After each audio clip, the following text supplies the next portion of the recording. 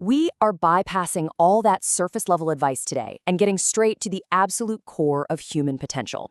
We're looking at the very architecture of reality, because your life right now is literally being programmed. And you know what's wild? Most people walking around don't even realize it's happening. In this explainer, we're going to break down exactly how this invisible software running in your head dictates the physical world you experience every single day. Let's get into it. Okay, think about this for a second. Have you ever noticed that two people can face the exact same situation, yet somehow experience completely different realities? Right. Imagine two people dealing with a sudden career shift or a massive life challenge. They're living in the same economy, dealing with the exact same circumstances. They both have 24 hours in a day. Yet their lived experiences, and ultimately their life outcomes, just couldn't be more different. So why do identical circumstances yield such wildly different realities? Well, the secret actually lies in the invisible lens we all wear. Which brings us to section 1. Two minds, two realities. This concept is the fundamental dividing line of the human experience. On one side, you've got a mind that looks at a situation and immediately sees opportunity. It expects success. But faced with that exact same situation, another mind only sees obstacles and expects failure. And it's so crucial to understand that we're not just talking about fluffy, toxic positivity here. This is a biological filter dictating their actual reality. One person trains their focus on growth, possibilities, and solutions, while the other literally trains their focus on roadblocks.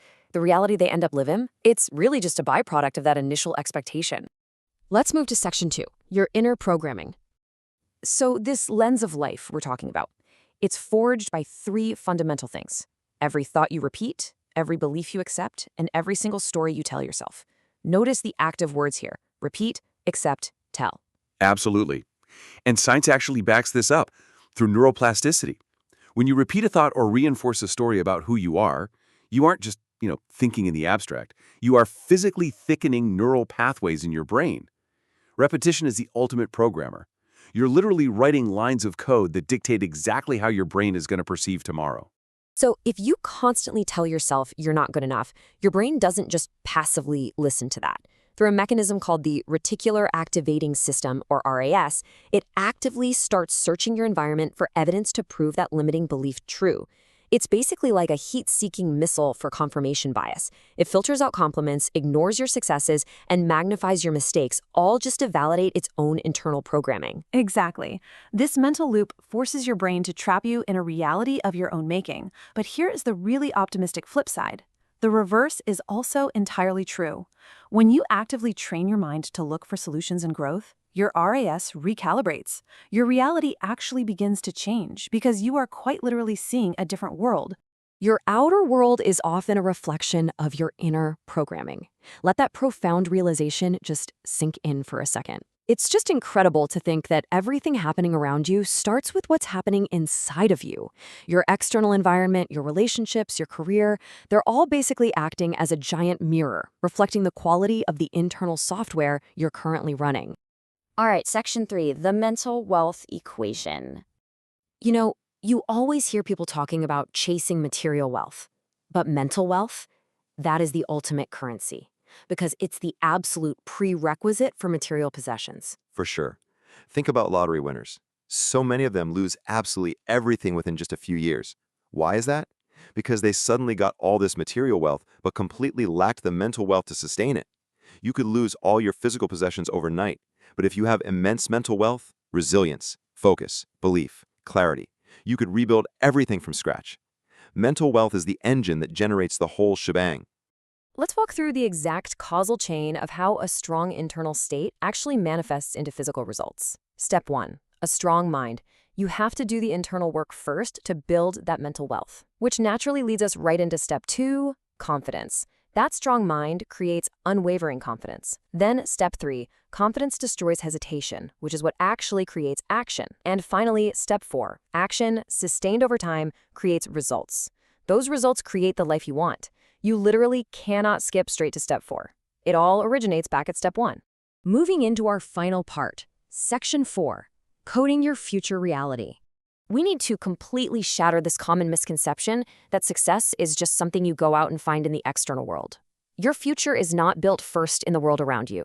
It's built in the world within you. Totally. The blueprint has to be drawn in your mind long before the physical structure can ever be built in reality. You are the architect here. So, it's time for a foundational code audit. Ask yourself right now, what beliefs are shaping your reality? Are you still carrying around stories from a decade ago that just don't serve you anymore? Are you operating on a belief system that sees the world as fundamentally scarce or fundamentally abundant? You've got to be radically honest with yourself here, because these invisible beliefs are the daily architects of your life. We really have to trace this all the way from microscopic beliefs to macroscopic behaviors. How do your daily thoughts affect your actions? If your morning begins with this mental loop of stress and doubt, how is that going to dictate the way you show up at work? Exactly. How does it affect your physical posture, your tone of voice, or your willingness to take a necessary risk? Your physical actions are basically always trailing just a few steps behind your daily thoughts. Take a really objective look at your routines. What mental habits are helping or limiting your growth? Because a mental habit is essentially just your default reaction. For example, when you get critical feedback, is your immediate mental habit to get defensive, or is it to extract the lesson? Identifying these invisible ceilings is literally the only way you're ever going to break through them. So, the million-dollar question, how do you actually consciously reprogram your mindset for success? Well, it starts purely with awareness. You have to catch yourself the moment you fall into those negative thought loops. And once you catch it, you replace the old code with new intentional stories. You have to train your mind to seek out possibilities instead of problems. Honestly, you must choose your thoughts just as carefully as you choose the food you eat. The quality of your mind determines the quality of your life.